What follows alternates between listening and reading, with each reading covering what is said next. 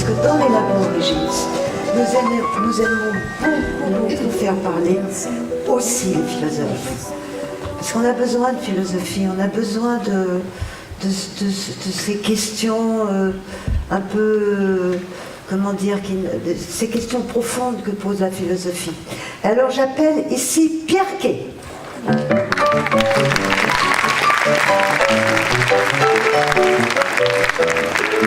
Bonsoir Marie-Odile. Bonsoir Pierre. Je vous laisse la parole.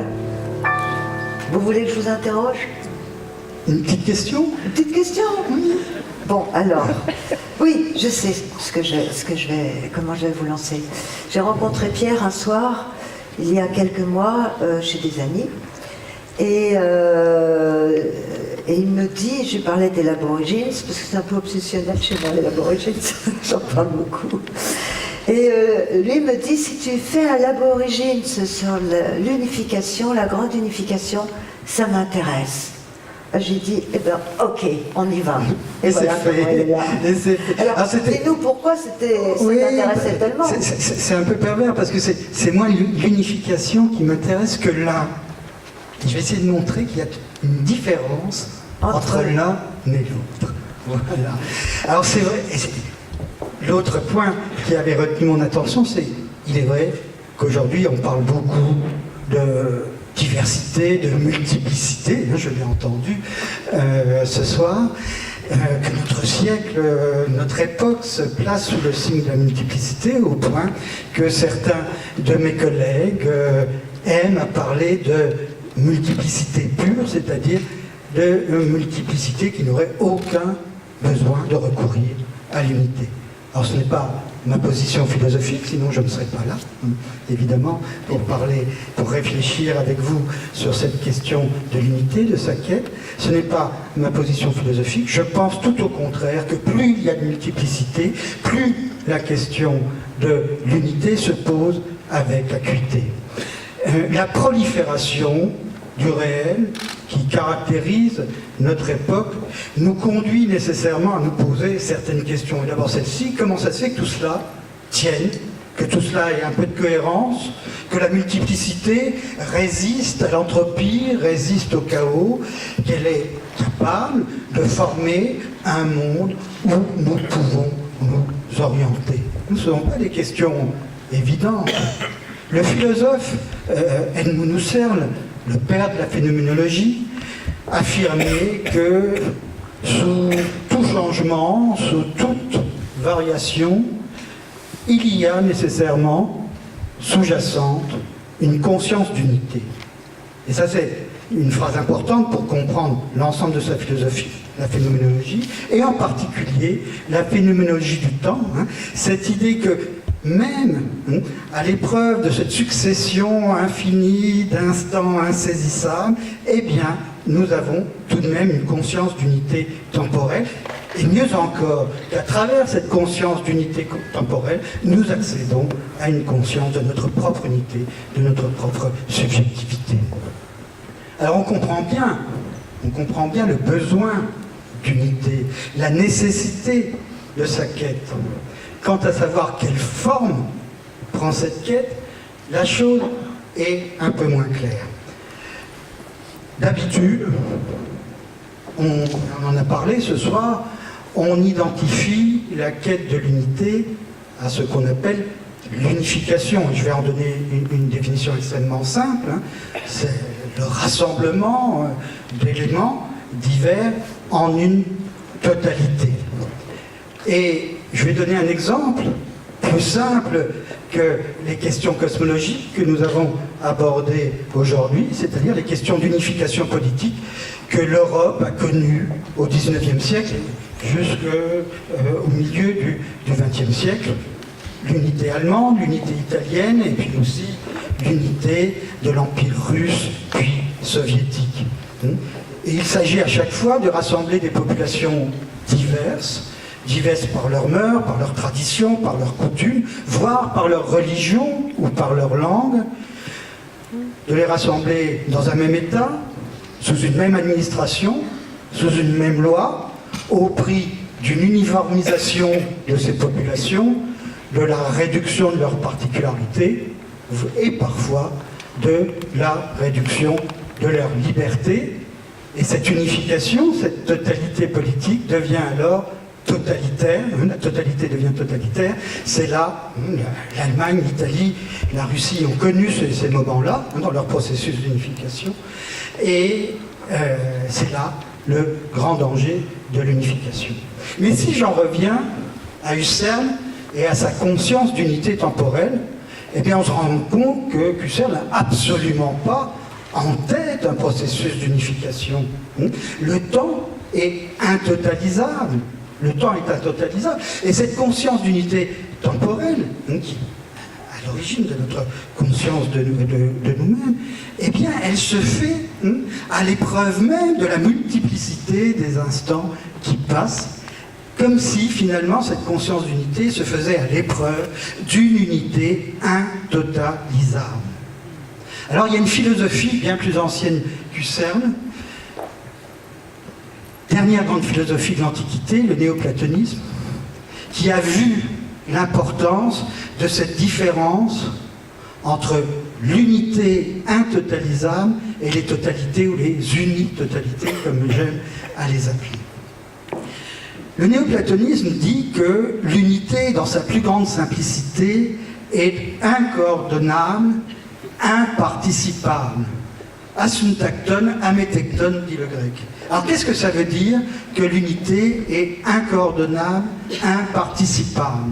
Eh bien, cela signifie que l'un est absent de ce qui l'unifie, que l'un se soustrait du processus d'unification.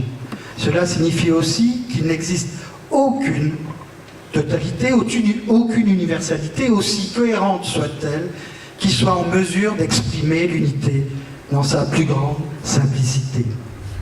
Le néoplatonisme se rend compte, est conscient du paradoxe que cette approche engendre.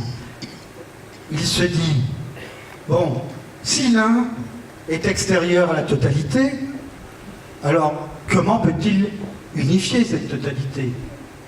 Et puis, dans un deuxième temps, mais si l'un est dans le tout, alors finalement il n'est qu'un des éléments de la multiplicité des éléments qui composent ce tout. Il n'est pas véritablement un, et s'il n'est pas véritablement un, il n'unifie pas véritablement, et s'il n'unifie pas véritablement, eh bien cette totalité n'est pas véritablement une totalité.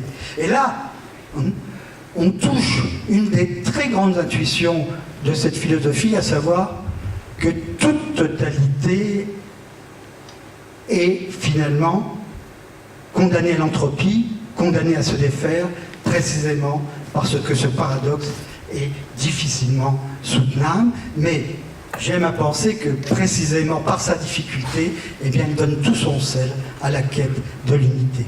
Alors je voudrais terminer ma très courte, alors je vois ici très courte, ça va. Les grands penseurs néoplatoniciens, c'est Plotin, ici le fondateur de l'école. Je voudrais terminer ma courte présentation par, si j'ose dire, une Minerve plus grasse. Je vais parler d'architecture, parce qu'il me semble que l'architecture est un art qui a particulièrement cherché à concilier ces deux types d'unité. L'architecture est d'abord une affaire d'unification, unification des formes, unification des espaces, unification des fonctions, unification des matériaux. Mais cette unification n'est pas une machine, n'est pas une unification fermée, étouffante, comme on a pu l'évoquer avec les États européens de tout à l'heure. C'est une unification ouverte, qui ouvre sur l'espace, qui ouvre sur le temps, et qui, parfois, pour certaines architectures, ouvre sur cette expérience de l'unité intotalisable. Alors, j'ai choisi trois exemples architecturaux. D'abord, ce bâtiment en briques, qui est un bâtiment de 2012, et qui est une mosquée, la mosquée Bait Waqouf, de l'architecte bengali, c'est une mosquée de Dhaka, au Bangladesh, de l'architecte bengali Marina Tabassoum, qui a reçu le Grand Prix de l'Aga Khan. Le deuxième exemple Et un peu la référence de cette première architecture, de cette mosquée, c'est le temple, c'est l'église que l'architecte américain Frank Lloyd Wright a édifiée entre 1905 et 1908 pour l'église unitarienne à Oak Park, près de Chicago, et qui a pour titre, et je ne pouvais pas évidemment oublier cet édifice, qui est le temple de l'unité. Et puis le troisième édifice que j'ai choisi et qu'on vous présente ici, il est extrêmement connu, je n'ai pas besoin de le présenter, c'est vraiment l'édifice l'architecture de référence de la Renaissance, c'est la Villa Rotonda de Palladio, un architecte d'ailleurs extrêmement lié au groupe néoplatonicien vénitien. Et ces trois architectures sont remarquables parce que elles donnent d'une part par leur simplicité, et en particulier les deux premiers temples, hein, la mosquée et le temple, qui n'ont absolument aucun des caractères des architectures religieuses, sacrées, traditionnelles. Vous voyez, la mosquée, elle n'a pas de minaret, elle n'a pas de dôme, et si l'on voit l'intérieur, hein, on se rend compte que l'orientation de la Mecque est moins fixée par le mihrab que par ce trait de lumière qui descend. Et ce qu'il y a de remarquable, et de même dans le temple de Wright, dans le temple de l'unité, on remarque aussi cette très grande simplicité de disposition, et puis surtout la lumière zénitale et périzénitale, comme si la lumière formait le plafond, le toit de cet édifice. Et on retrouverait la même chose aussi dans la villa de Palladio. Ce que je veux dire simplement, c'est que ces architectures réussissent en quelque sorte à articuler la lumière et la structure, la lumière symbolisant d'une certaine façon cette unité imparticipable et la structure architecturale symbolisant l'unification du réel. Alors je dirais simplement que ce type d'art qui s'assoit moins sur une dialectique de l'unité et de la multiplicité que sur ce jeu entre les différents types d'unités que j'ai essayé de montrer, non seulement nous donne de belles choses, assurément, mais, je crois, nous aide à assumer la complexité, la multiplicité du monde contemporain. Merci.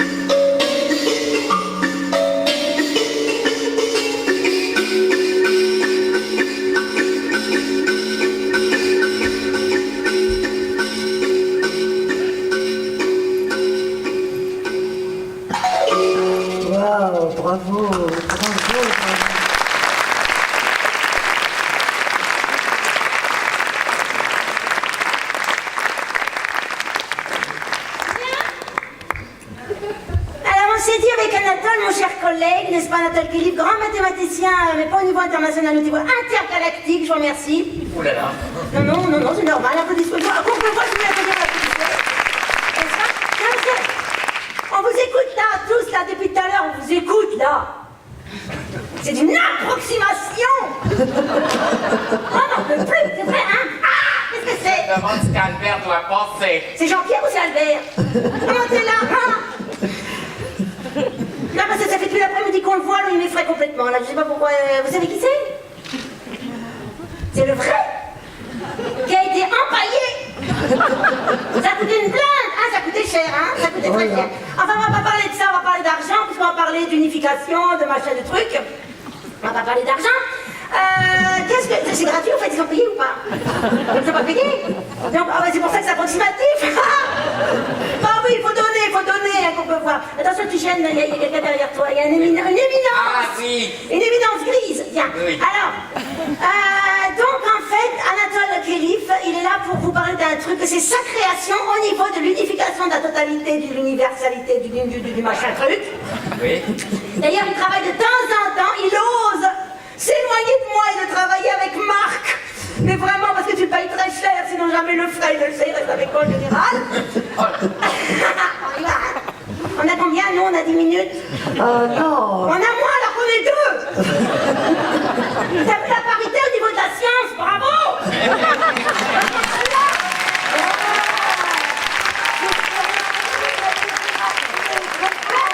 Non, vous l'avez pas remarqué. Il y a que des dames qui rigolent, qui s'écrivent. Non, alors, Anna, chut. La science est là. La science, je suis... Anatole Kelif, assieds-toi, t'es déjà assise. Anatole Kelif, est-ce que tu peux nous parler de ton machin? Quel machin T'as truc là, ton machin, ton bidule là, tu travailles depuis au moins 25 ans. D'ailleurs, ça t'a perdu tes cheveux à ce moment-là. T'as commencé à les perdre. Je les ai perdus même avant. Tu les avais pas à la naissance déjà. Ils sont jamais venus. On va parler. Voilà, donc, c'était juste une petite introduction pour vous détendre un petit peu. Maintenant, on va porter la chose. Les variétés stochastiques, T'entends le silence? Oui, alors. Regarde les gens, c'est mieux parce que même s'ils n'ont pas payé, ils aiment bien qu'on me fasse. Qu'est-ce que tu veux savoir sur les variétés stochastiques? Ah, pas assez. Ah, d'accord. Voilà. J'ai compris là. Eh ben, en fait, j'essaie d'utiliser Il faut ça. un milieu, prends tout. J'essaie d'utiliser les variétés stochastiques pour l'unification de la relativité générale et de la physique quantique. Voilà. Lui, il bosse. Voilà, en faisant justement une diversité qui est la diversité infinie des possibles, qui en se superposant vont plus ou moins donner ce qu'on observe. Ce qu'on observe, voilà. Alors, Qu'est-ce qu'on observe en fait? on observe la superposition. Exactement, par exemple, quand tu as du jaune et du bleu qui se mélangent, tu vas observer Du vert. Yes. Donc, par exemple, on va supposer Du vert, vous qu'on a... saviez, bleu et jaune, ça fait vert, vous le saviez, pour de vrai? Voilà. Par exemple, on va supposer qu'on a plusieurs histoires cohérentes qui sont chacune intemporelles. Regarde les gens, parce que déjà, Voilà. ils ne comprennent pas quand tu parles. Mais quand on va les superposer, on va avoir le temps qui va apparaître. Ok. Il faut peut-être que j'écrive sur le tableau, non? Ouais, Jeff, le tableau. Ici, là. Non, c'est le petit personnel, il faut bien les brusquer un peu, parce que déjà, ils font bénévoles, alors c'est bien de mettre un petit peu comme ça. Allez. Alors, je vais écrire l'équation. Merci. Ah. Attends, il y a des pattes de mouche. Qu'est-ce que c'est que cette horreur? C'est quoi ce machin? C'est ridicule. Ça, c'est dans quel sens? Attends, c'est comme bon. Bref, j'enlève ce machin. Tu peux tenir le truc, s'il te plaît? Oui, je tiens. Voilà, fais un peu de... Donne de ta personne. Oh, il y a mon dos. Vous voyez mon dos, c'est intéressant. Alors, Voilà. Tiens, un cadeau. Hop, on a allez. une équation que je Qu'est-ce vais que j'ai écrire. Alors, intégrale de... J'écris l'équation, j'écris ce que tu me dis. Hein. Voilà, alors, intégrale de... Attends, non, voilà. Alors, si jamais vous, là, les gars, vous voulez regarder pas lui, enlève-moi ce truc, moi. Vous regardez au-dessus, puis vous allez... Coucou. Alors, qu'est-ce que j'écris? Intégrale. J'écris intégrale. Attends, mais j'ai l'impression qu'il y a plusieurs doubles de moi-même en superposition, regarde. Ah, c'est flippant. Bon, alors intégrale. J'écris intégrale. Ah merde, ah, ça. Intégrale Intégrale. de E puissance I. 2 comme le chiffre 2. E par 2. puissance I, Attends, L. des œufs comme des œufs, ok, d'accord. E, I, L. Un I comme un I. Oui, L, G. G. Et on a, voilà, c'est ça. En tout cas, rajoutez notre Je lettre, on s'en vais fout, hein. écrire. Attends. Allez, je rajoute un truc. Allez, voilà. Hop. Voilà. Ça va donner E puissance. Ah, t'es pas dans l'avantage, là, par contre, pour la caméra. Là, on a les champs. Non, Là, on non, a la non. métrique. Ça. Écris plus petit, on va faire profiter des jumelles en haut. Les jumelles. Alors, attends. Ça va, le timing, parce qu'on n'a pas fini, hein, Cyril. Et tu nous tu t'es donné 10 euros pour avoir 3 minutes de plus. Attends, des trucs, on n'a pas de temps. On intègre ça. Et après, on réintègre avec des G. C'est ça l'équation. Elle a une forme intégrale. Lance-le, j'aime bien faire du sport. Voilà, merci. Voilà, sauf que on ne sait pas comment bien définir, parce que DG, on ne voit pas trop ce que c'est, Si, si, et le ah, si. L non plus. C'est pour ça que j'essaie de donner un Ah, sens si, moi, je à vois ce ce que c'est. pour donner un sens à ça, voilà. En fait, ça... Qu'est-ce qu'il prend? Alors ça, vous savez, bon ça c'est... En fait, Ça, c'est exprès. Non, non, attends, Marie-Odile, tu prends pas sur notre timing. Alors, ça c'est l'équation qui résout le bidule, le machin, en sachant que dans l'équation il y a deux inconnus, voilà. Pour moi il y en a 12, mais enfin, bon, bref. Et ça sert à... Ok, Jeff! Tu peux revenir, non, je repousse pas, tout ça. Le temps est compté, hop, regarde. Youhou! Voilà. Alors donc ça va, vous comprenez que son truc c'est pour l'infinité des possibles. Ça en fait, ça veut dire que l'unité on s'en tape en gros. Quoi. C'est-à-dire c'est l'infinité des possibles qui va permettre l'unité, Oh ça justement. va, ouais, ça va.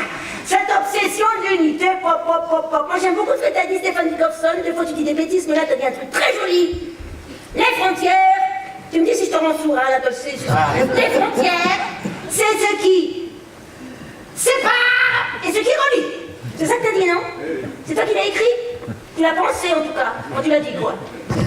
Et alors moi j'ai pas. Alors est-ce que par exemple dans l'infinité des possibles, est-ce que par exemple je pourrais être par exemple un animal? Bien sûr, Par exemple, parce que dans l'infinité des possibles, je pourrais être un cygne. oui, bien sûr. Non, est-ce que je pourrais être un lion? Comme ça. Oui. C'est un grand mathématicien en vrai. Hein.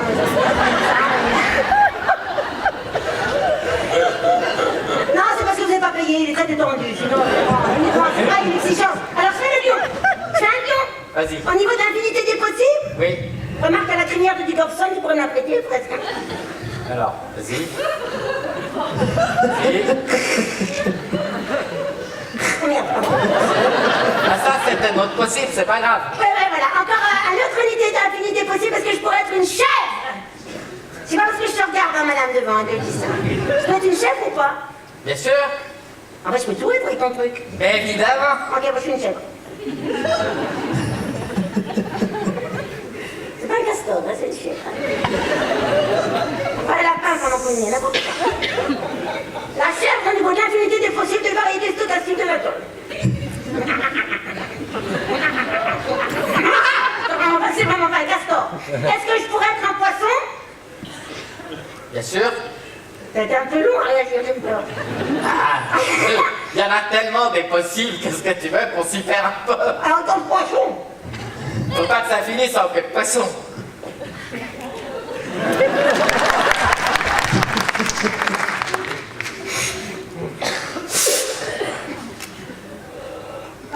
Alors.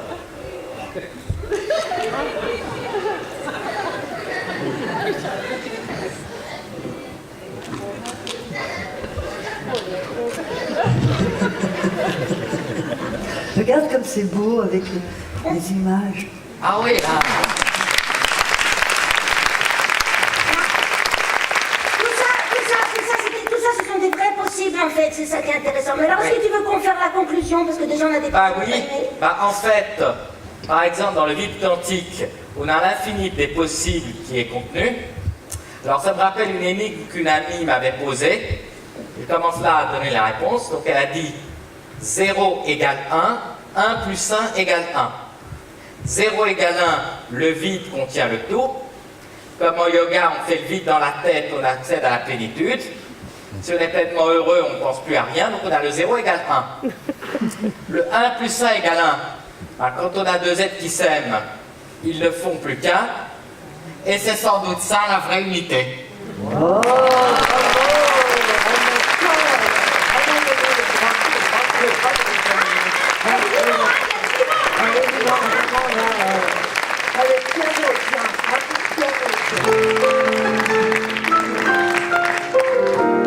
oh là là.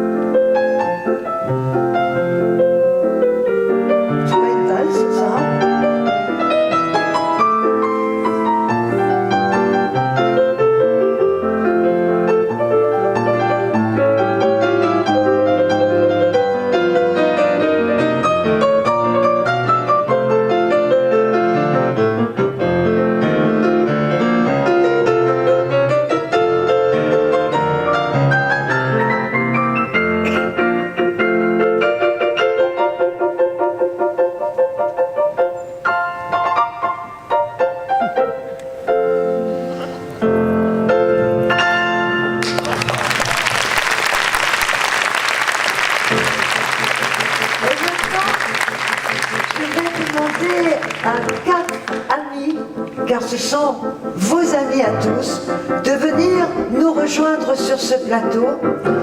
Ils sont 4. Il y a Michel Spiro, Étienne Klein, Pierre-Henri Gouillon. Ben, ils sont où? Et Pierre Sénégon. Donc vous venez par ici. Et vous allez aménager les sièges. Parce qu'il faut former comme un cercle. Vous voyez, il faut qu'on se rapproche un petit peu. Donc vous allez bouger un petit peu vos sièges. Ah oui, t'as bien fait de venir avec ton chien, Pierre-Henri, parce que ça nous aurait manqué quand même. Ah bah Étienne aussi, t'as bien fait de venir aussi avec ta petite pochette. C'est vrai qu'il manque un peu de femmes, je le sais. Ah non, mais ça va, ça va. Oui, oui, je sais. Mais ils sont beaux quand même, non, ils sont pas magnifiques, hein. Hein? Bon, alors, la prochaine fois, j'en inviterai des fois, je vous promets. Je les aime aussi, hein. Bon, alors, mais ne restez pas agglutinés. Donc là, comme ça, voilà. Et là, comme ça. Et puis on met bien Einstein au milieu parce qu'il va participer à la conversation. Donc en fait, cette partie-là, mais je sais pas, vous n'êtes pas très bien là. Pierre, qu'est-ce que tu... on a l'impression... Viens plutôt là, tiens, voilà, c'est ça. Louis XV. Voilà. Voilà. Cette partie-là, effectivement, réunit des amis. C'est tous des amis. Et dans la vie, ils adorent parler de tout ce dont on a un peu parlé aujourd'hui.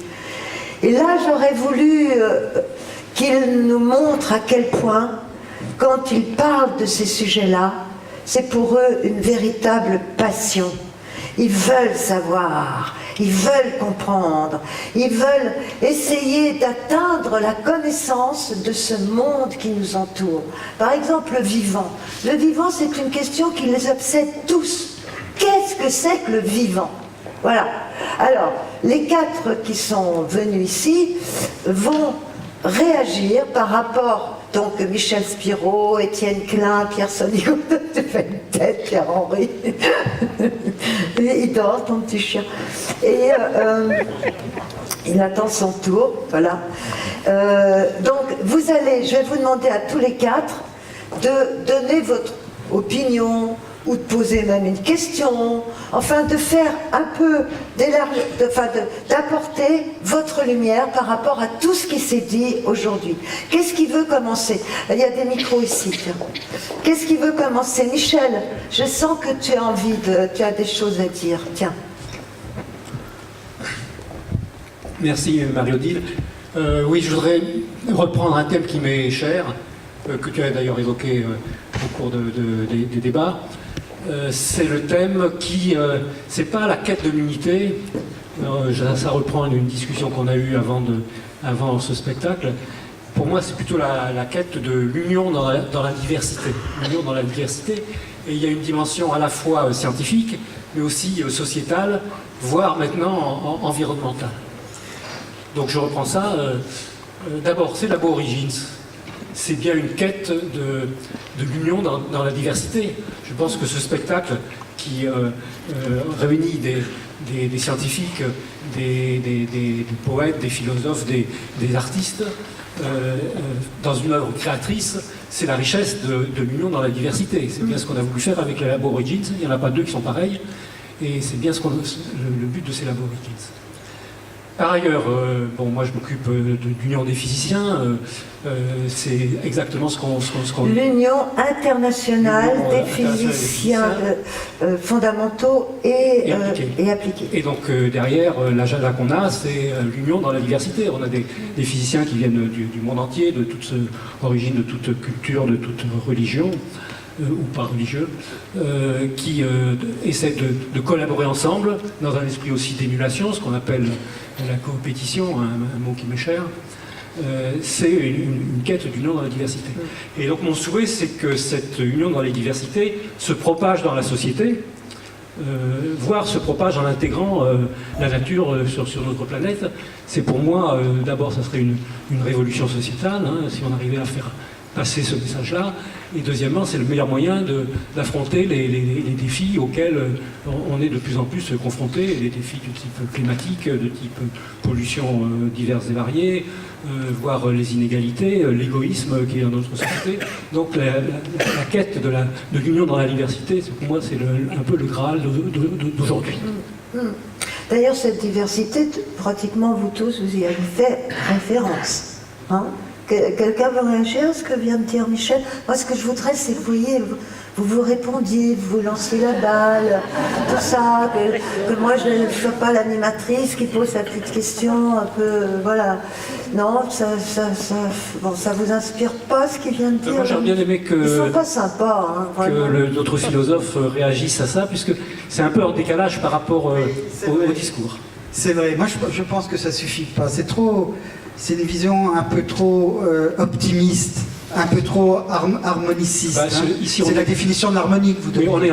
On est ici pour rêver. Oui. Le thème du festival Atmosphère qui contribue à ça. Justement. Et parfois, vous le savez, c'est vrai dans la science, c'est particulièrement vrai pour toutes les questions écologiques. Parfois, il faut se battre. Et se battre, c'est pas le plus difficile. Il faut se battre avec justesse. Et donc, ça signifie avoir une vision, prendre position, avoir des positions fermes, intellectuelles, et c'est pas toujours le cas. Regardez la notion de développement durable. Union dans la diversité, tout le monde est d'accord et personne ne s'entend parce que chacun a son interprétation.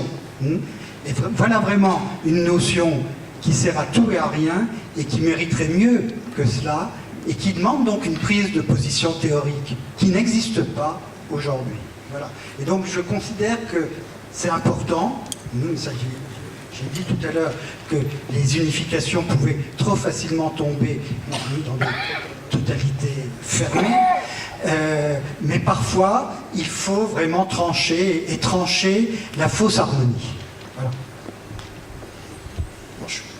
réagir en biologiste. Tiens, mets bien ton micro près de la... Oui, donc Pierre Sonigo est biologiste, et pour vous le présenter, il a été le premier à séquencer le virus du sida dans les années 80, et à cette époque-là, on ne disposait pas des machines dont on dispose aujourd'hui.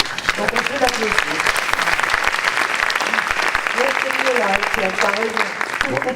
Justement, enfin pour déjà répondre à la question qui est posée, moi en tant que biologiste, on parlait de Darwin tout à l'heure. Darwin a introduit une notion de... Ce qui a surtout introduit Darwin, c'est l'histoire, hein, Jean-Claude l'a rappelé, et puis la notion de lignée, hein, c'est-à-dire cette notion de continuité. C'est-à-dire qu'on retrouve une unité, non pas par l'homogénéité, mais par la continuité, par l'existence de liens. Hein. Et en fait, il faut faire attention à quand on parle d'unité, ça ne veut pas dire que tout est pareil, qu'il n'y a pas de diversité, ça veut dire qu'on crée du lien entre des choses qui sont différentes. Hein.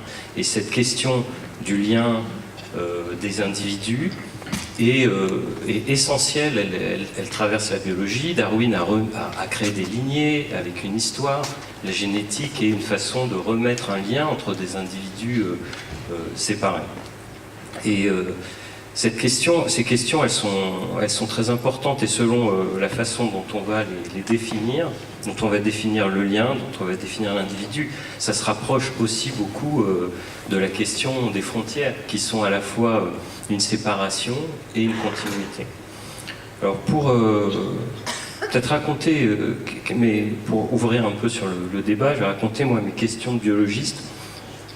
Donc comme Marie-Odile l'a rappelé, j'ai travaillé beaucoup sur les virus, c'est ma spécialité. Et il y a quelque chose qui m'a toujours troublé, c'est que quand j'étais étudiant, on m'a appris que les virus ne sont pas vivants. Hein, on m'a dit les virus, c'est pas vivant. Pourquoi c'est pas vivant? Eh bien parce que les virus ne sont pas autonomes. C'est-à-dire qu'ils peuvent se multiplier, faire ce que fait un être vivant, mais quand ils rentrent dans un organisme, hein, pour créer d'ailleurs des maladies parfois terribles, mais quand ils sont à l'extérieur de l'organisme, ils ne bougent plus, ils font rien, donc ils ne sont pas vivants, parce que le vivant a besoin d'un certain niveau d'autonomie. Bon, j'ai dit très bien, mais cette affaire de l'autonomie et du vivant m'a toujours gêné. Peut-être parce que je voyais ce que faisaient les virus en termes de maladies, en termes d'activité chimique, en termes de multiplication très active. Et c'est vrai que quand on travaille des décennies sur les virus, on développe une certaine familiarité avec eux et on a du mal à penser qu'ils ne sont pas vivants. Alors du coup, ça me faisait me demander ce que c'était cette histoire d'autonomie, parce que je me dis, bon, une vache, on la met dans son pré, elle se multiplie, elle est bien vivante. Mais on la jette dans l'espace, on la sort de son écosystème, elle n'est pas autonome. Donc, est-ce que du fait que la vache, quand on l'enlève de là où elle vit, elle ne vit plus, ça la sort de la définition du vivant? Je me suis dit, c'est quand même une histoire un peu bizarre, parce que le virus, il est en nous, comme la vache est dans son pré. Et donc, du coup, il est vivant. Mais nous, on devient un pré, alors? Ça, c'est un peu bizarre. Et ça m'a rappelé aussi ce qu'a défini, ce dont a parlé Jean-Claude Amezen. C'est si le virus est en nous comme un animal vivant, qu'est-ce qu'on devient, nous? Est-ce qu'on existe vraiment? Et notamment, qu'est-ce que ça ferait d'être une cellule? C'est-à-dire que, bon, la chauve-souris, on arrive un peu à se projeter, à imaginer qu'est-ce que ça pourrait être d'être une chauve-souris, mais qu'est-ce que ça ferait d'être une cellule? Comment la cellule nous voit? Comment mes cellules me voient? Est-ce qu'elles ont l'impression qu'elles sont là pour me construire, ou est-ce qu'elles savent même pas que j'existe? Et du coup, ça pose beaucoup de questions sur qui sommes-nous, la façon dont les cellules créent un lien. Vous voyez, soit on dit que les cellules, elles sont... nous, on existe comme une entité séparée des autres entités, et on fait des liens, mais nos cellules, elles sont automatiquement liées. Donc la question, c'est quelle est la nature du lien? Et du coup, en fonction de la façon dont on construit les liens, on va construire des frontières. Hein, parce que si les cellules sont des individus, nous on n'est plus des individus.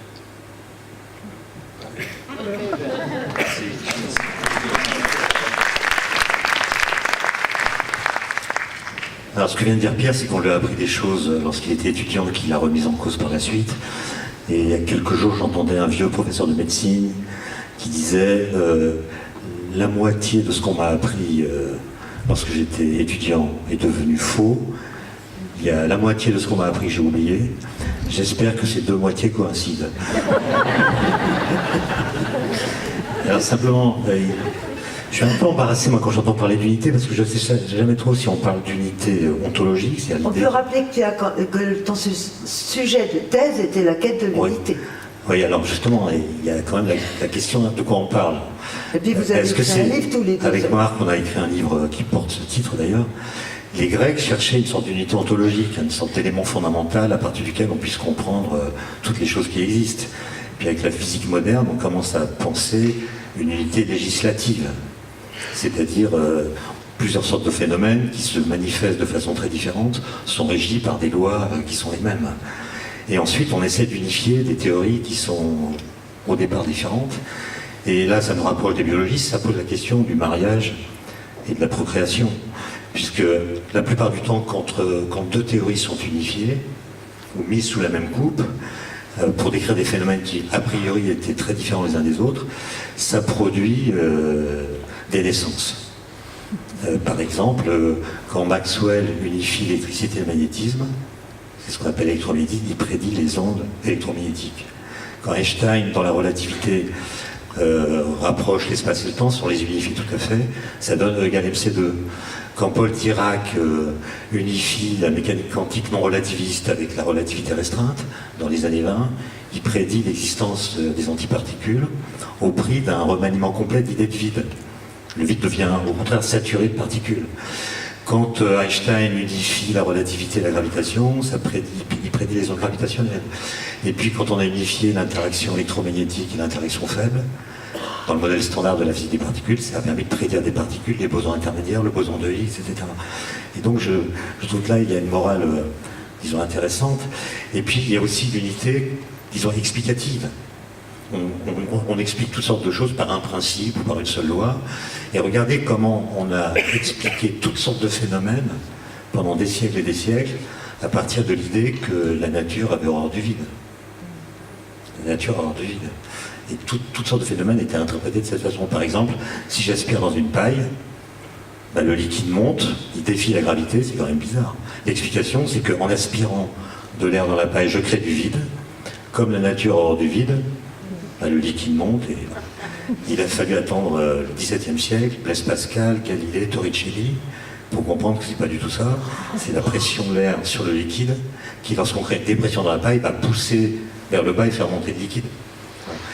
Et ça pose des questions pour les biologistes, parce que j'ai lu récemment un article dans Pour la Science à propos de la girafe. Comment est-ce que les girafes font pour boire? Ah oui? Oui, justement. Elles ont l'estomac à 2,50 m du sol, et donc il faut que l'eau qu'elles prennent dans une mare, par exemple, monte 2,50 m. Faites un sondage autour de vous, on vous ressort l'histoire de la paille. Elle utilise son cou comme une paille. Bon, elle aspire. Mais quand vous faites un calcul de la dépression qu'il faudrait créer dans le cou pour que l'eau monte, ça ne tient pas, la pression atmosphérique casserait tout. Et donc, c'est un article Pour la Science qui explique ça. La girafe, à l'insu de son plein gré, a inventé la pompe à piston. Je vous laisse réfléchir là-dessus.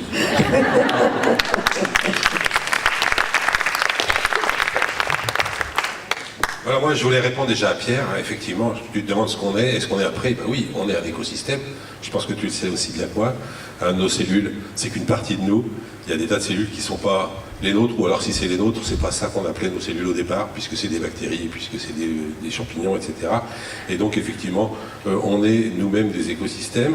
Et du coup, chaque être vivant a des particularités qui sont encore plus complexes que ce qu'on pensait au départ, puisqu'effectivement, non seulement il a toute cette complexité de formation, mais en plus il a une composition compliquée. Et puis quand on compare les êtres vivants, Jean-Claude a dit que le premier qui avait unifier la biologie, c'était Darwin, et c'est vrai qu'il l'a unifié justement, pour reprendre l'idée que vient de développer Étienne Klein, sur un processus, un principe commun. Mais l'idée d'unité avait été nettement proposée avant, à partir de l'unité de plan. Vous voyez, regardez, ça c'est un mammifère, vous voyez. Et alors, il a des pattes, vous voyez, pattes comme ça là. Et ça, c'est un autre mammifère, il a aussi il a un bras.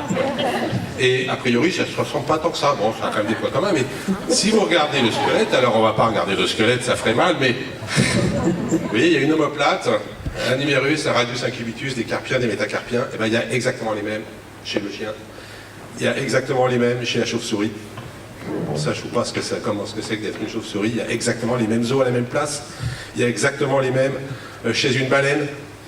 Si vous allez vous promener à la galerie d'anatomie comparée du muséum, regardez bien, hein, la nageoire de baleine, elle est fabriquée avec une omoplate, un numérus, un radius cubitus, carpien, métacarpien. Et donc cette unité de plan incroyable qui existe chez tous les vertébrés, et qui va aussi se trouver chez les tortues, bon, il faut la retourner, la tortue, pour le voir, mais c'est comme ça. Eh bien, cette unité, elle avait été trouvée avant Darwin, et Darwin, d'ailleurs, par Geoffroy Saint-Hilaire. Et Darwin s'est beaucoup inspiré de cette unité de plan. D'ailleurs, il en a déduit que cette unité de plan venait d'une unité de filiation, donc cette idée d'un lien qui était lié à une filiation commune. Et donc, cette unité, elle voulait dire quelque chose.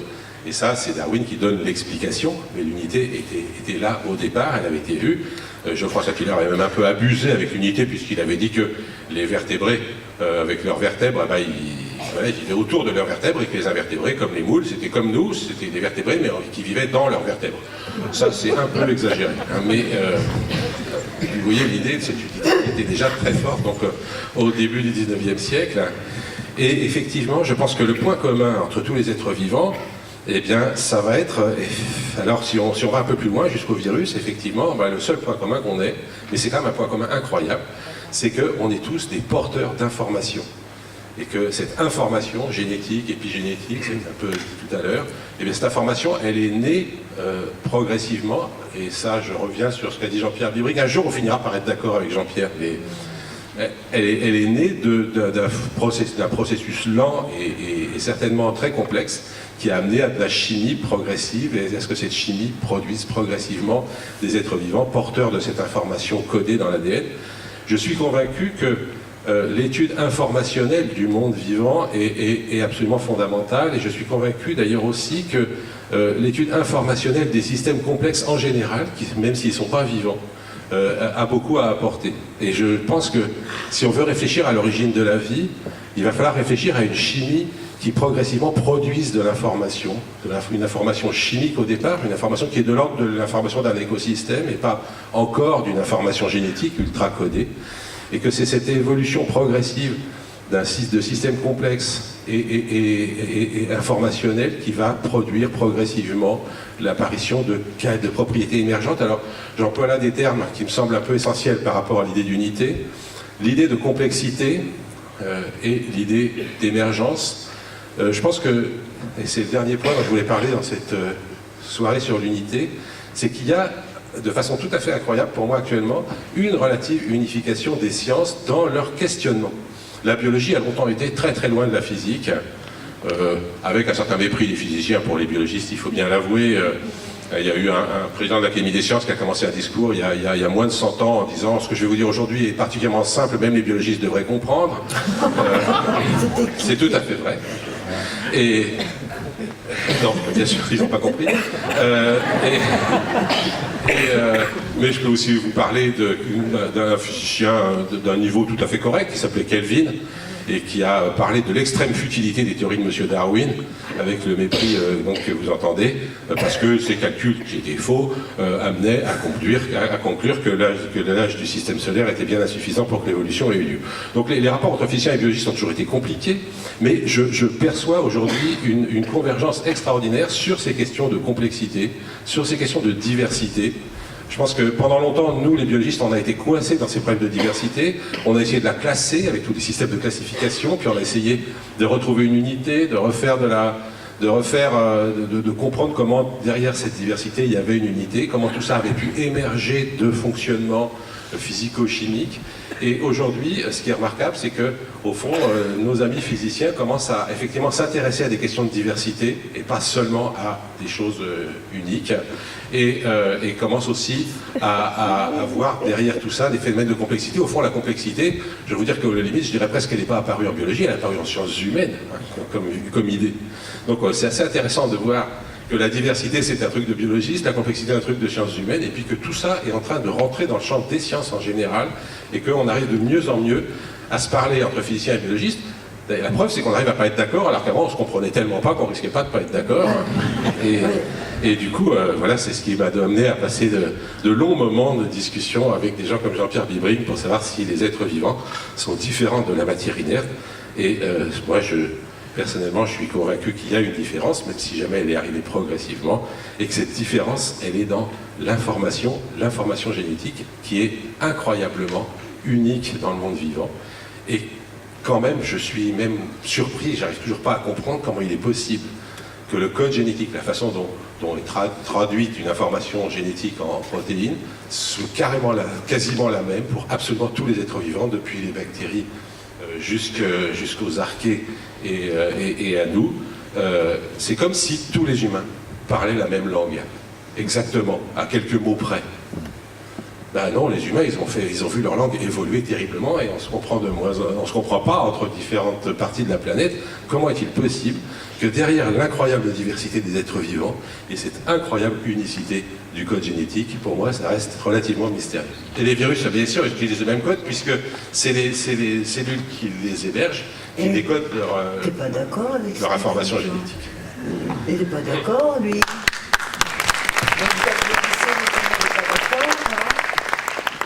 Tout le monde n'est pas d'accord avec toi. Moi, j'en connais plein qui ne sont pas d'accord avec ce que tu viens de dire. Ici. Avec quel aspect? Que tout est génétique et tout ça. Je ne dis pas que tout est génétique, je dis que le code génétique est le même. Oui, d'accord, le code génétique, mais qu'il faut de la génétique pour qu'il y ait du vivant. Ah oui, ça, si jamais sans information génétique. Ils sont pas d'accord. On est là pour discuter, non? Bah oui, justement. Donc, je voulais rebondir un peu sur la notion d'information, parce que c'est peut-être la clé d'une unification qui pourrait arriver en physique, parce que maintenant, bon, quand on parle de la physique quantique, on a des problèmes à bien comprendre ce que c'est qu'une fonction d'onde, un champ quantique, etc. Et il y a une tendance en ce moment qui est d'aborder la physique quantique d'une manière différente, c'est-à-dire en termes d'information. C'est-à-dire plutôt que de se demander si la fonction d'onde existe ou n'existe pas, parce que ça pose quelques problèmes d'interprétation, simplement on parle de la quantité d'information qui est contenue dans un système lorsqu'il est dans un certain état. Donc on a laissé ça en termes d'information. Et il se trouve que l'information, en gros, c'est la même chose que l'entropie. L'entropie, c'est le manque d'information qu'on a sur un système. Donc information, entropie, c'est à peu près la même chose. Et il se trouve que, justement, cette notion d'entropie, on peut aussi l'utiliser pour analyser la relativité générale, la gravitation.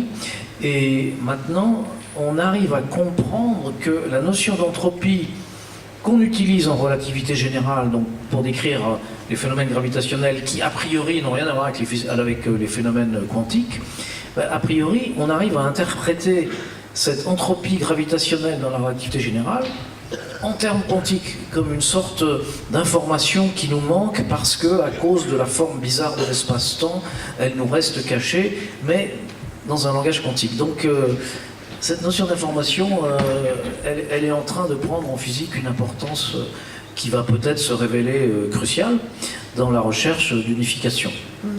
Et juste pour finir, tant que j'ai la parole, là, je voulais dire que, effectivement, cette notion d'unification, de recherche de l'unité, donc à un moment avec Étienne, on a beaucoup cogité là-dessus. Finalement, je me suis dit, il vaut peut-être mieux passer à l'étape suivante. Après l'unité, moi c'est la dualité. Et la dualité, finalement, je m'aperçois que c'est quelque chose d'extrêmement fécond. Alors, en mathématiques aussi, c'est quelque chose d'extrêmement fécond parce que énormément de théorèmes mathématiques se révèlent être des dualités entre des choses qui, a priori, semblent très différentes, par exemple l'espace et l'algèbre. Mais en physique aussi, il y a des dualités. On s'aperçoit, par exemple, que dans l'espace-temps, les notions de temps et d'espace sont un peu duales. C'est-à-dire, si moi, je voulais essayer de définir ce que j'appelle le temps, eh bien par dualité, ça définirait automatiquement ce qu'on appelle l'espace. Il y a aussi une dualité entre, par exemple, matière et rayonnement, parce que c'est pas la même chose d'une certaine manière. Mais la physique quantique nous dit comment la matière agit sur le rayonnement, mais on peut aussi dire que c'est les rayonnements qui agissent sur la matière. Le vide agit sur la matière, enfin interagit avec lui. Donc cette notion de dualité, elle est partout, et je crois qu'elle nous aide à mieux comprendre ce qui est impossible à unifier. C'est-à-dire, si on n'arrive pas à unifier, si on montre quand même qu'il y a une relation de dualité, c'est déjà pas mal. Hein. Comme disait Anatole d'ailleurs, hein, c'est l'amour. Alors, Jean-Pierre, je sens que tu veux réagir. Oui, je suis assez farouchement contre ce que tu as dit. Par rapport à cette histoire de quête de l'unité. Je ne suis pas en train de dire qu'il n'y a rien de commun entre les choses. Bien sûr qu'il y a des choses en commun. Les planètes ont des choses en commun. Mais la quête de cela, c'est-à-dire savoir dans ce qu'on observe, dans ce qu'on essaie d'étudier, l'accent à mettre sur ce qui unit et non pas sur ce qui fait la différence, me semble être vraiment la réalité du passé qu'il faut dépasser maintenant. Je pense que ça bloque et que je vois les dangers de cette histoire. Alors les dangers hors de la science, ils sont évidents, et c'est pour ça que je n'étais pas d'accord avec un certain nombre de choses que vous avez dites, parce que à partir du moment où on cherche ce qui unit, on arrive à des choses qui vont définir l'étranger. Par exemple, dans les sciences de la migration actuelle, on voit bien ce que ça veut dire. On essaye de voir ce qui unit, et donc il y a ceux qui ne sont pas là-dedans, ils sont étrangers. Je pense qu'il faut qu'on combatte sérieusement ces choses-là, parce que l'unité, précisément, évacue ça. Donc il y a un danger inhérent à cette recherche-là. J'aimais bien, Michel, ce que tu as dit. C'est-à-dire que pour moi, il ne faut pas uniquement opposer l'unité à la diversité, mais l'unité à l'union. L'avantage de l'union par rapport à l'unité, c'est que justement l'union fait la place à la diversité, elle le permet. C'est-à-dire qu'on va mettre ensemble des gens qui ont précisément des choses qui va les différencier. Et donc, quand tu dis les mammifères, ils ont tous ceci et cela, certes, mais ça ne va pas te permettre de comprendre pourquoi certains sont devenus des tortues, des chiens ou marques. Si à un moment donné, on veut savoir... Oui, il y a une erreur quelque part. La clé de l'évolution, précisément, et c'est ça, à mon avis, qui est la marque de ce qui se passe maintenant, c'est qu'on a mis trop l'accent sur ce qui unit et ça nous bloque pour comprendre ce qu'est l'évolution. Et c'est pour ça qu'on a inventé des choses comme l'évolution va du simple vers le complexe. Tout à l'heure, Pierre-Henri, tu as parlé de la complexité. Moi, je suis très précautionneux avec cette notion de complexité, parce que chacun peut définir une échelle de complexité, comme on l'a fait au XIXe siècle, dans le vivant, pour mettre l'homme au-dessus de la pyramide, parce que le cerveau humain est plus complexe qu'autre chose, donc ça justifie son rapport à la nature, de domination, etc. Il faut faire attention, parce que toi-même, tu m'as appris qu'il y a des espèces qu'on pourrait considérer comme très simples, qui en fait sont très complexes, tout dépend du critère qu'on va prendre la complexité. Donc, dire que l'évolution... pour comprendre l'évolution, mettre l'accent sur ce qui unit, à mon avis, bloque les choses. Et ça, je le vois bien dans mon propre domaine, en astro. Si tu veux comprendre pourquoi la Terre est devenue différente de Mars, etc., c'est pas en continuant ce qui a été fait depuis l'Antiquité, de définir une planète par le fait que ce sont des objets d'une certaine dimension dans le champ du Soleil. Je ne disais pas le champ, mais c'est ça que ça voulait dire. On ne comprend pas le moteur de l'évolution. Le moteur d'évolution de la Terre, ce n'est pas le Soleil. Le Soleil ne serait pas là, que ça ferait quand même de l'activité, etc. Quasiment, le Soleil n'est pour rien. Et donc, quand on essaie de comprendre ce qui fait la richesse, précisément, de l'évolution, c'est parce qu'il unit, c'est la différence. Ce qui fait que Mars va être différent de la Terre, et qui fait qu'un écosystème sera différent, et que peut-être que ce qu'on appelle le vivant ne peut être adapté qu'à notre propre objet, parce qu'il y a un problème de sémantique là derrière, sur ce qu'on appelle précisément le vivant. Toute évolution n'est pas forcément caractérisable comme ça, c'est toujours le problème de savoir s'il y a des principes de vie ou pas. Mettre l'accent sur ce qui unit a cette difficulté-là à un moment donné. Et donc je pense qu'il faut le dépasser. Je veux juste dire un tout petit mot. Je suis tout à fait d'accord avec toi. Simplement, je pense que la différence entre toi et moi, c'est que tu es un physicien, que je suis un biologiste. Nous, en biologie, on est parti de la différence. Vous êtes parti de l'unité. Et du coup, on va dans des directions opposées, et je pense qu'on est en train de se rejoindre. Mais les biologistes, ils ont été perdus dans la diversité de leur machin. Depuis toujours, ils ont passé un temps infini à décrire, et à décrire encore toutes les différences. C'est très bien, parce qu'il y a un temps pour se perdre, il y a un temps pour se retrouver. Moi, je pense qu'il n'y a pas de dernier mot. Donc, à un moment, on a besoin de mettre l'accent sur l'unité. Personnellement, l'unité, je pense que vous l'avez compris, je ne l'oppose pas à la diversité, bien au contraire, c'est de là que la diversité surgit dans ce que j'ai vu, moi, dans mon travail, mais que quand on met trop l'accent d'un côté, on ait besoin à un moment ou à un autre de revenir sur l'autre polarité, c'est évident, mais selon nos points de vue, il n'y aura pas le terme ultime. C'est une circulation permanente entre unité et diversité. Et en fait, ça circule effectivement assez bien. C'est très riche si on ne reste pas bloqué dans des postures.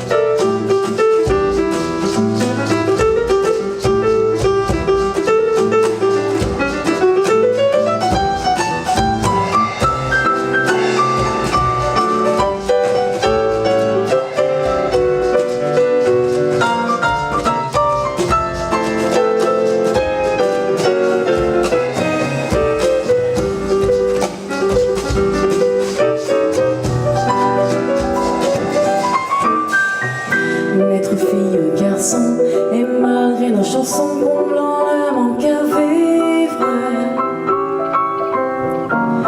L'on recherche toujours une forme d'amour qui vienne et nous délivre.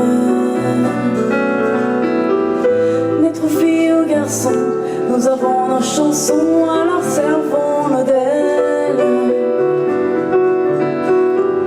pour mélanger nos voix à tout ce que l'on croit être ce qu'on appelle vivre, vivre, vivre, vivre,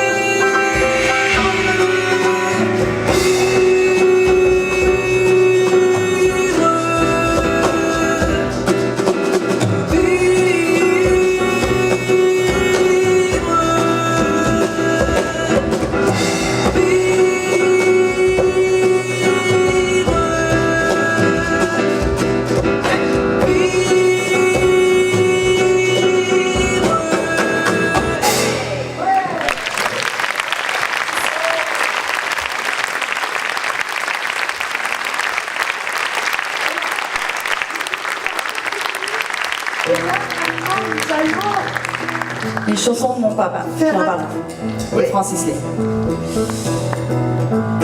Tu veux chanter encore? Non, je voulais juste te dire que c'était une chanson de Que Pierre. vivre est une chanson Voilà. écrite par Pierre Barou, le papa de Maya. Et merci pour cette chanson. Merci. Alors maintenant, les musiciens, vous y allez. Et on présente tout le monde. Et on va présenter tout le monde, mais je voudrais que Chandra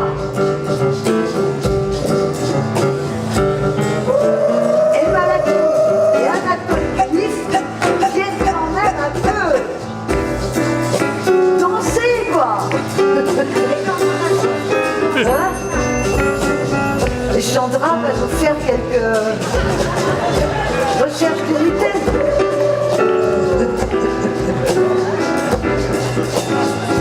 Tu veux danser?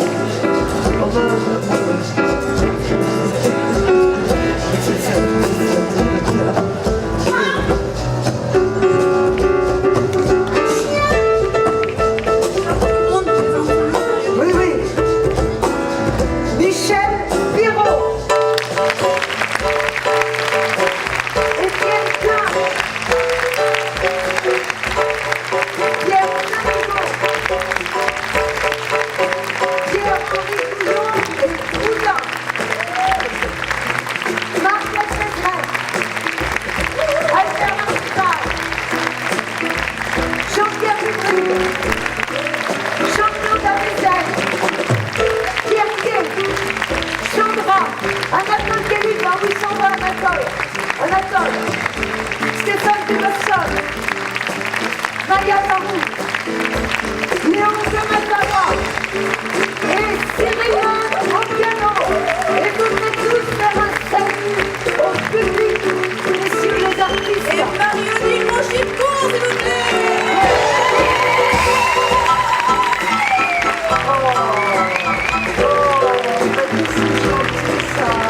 Merci les amis. Bon ben on fait salut. Et on fait un salut. Donc un salut. Oh qu'est-ce que c'est joli ces fleurs. Mais qu'est-ce qui va donner ça? On fait un grand salut. Comme ça.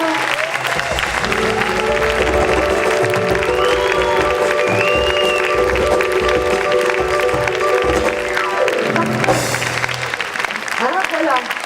Ça vous fait plaisir de faire un salut comme au théâtre, comme si vous étiez des artistes. Parce que vous êtes des artistes.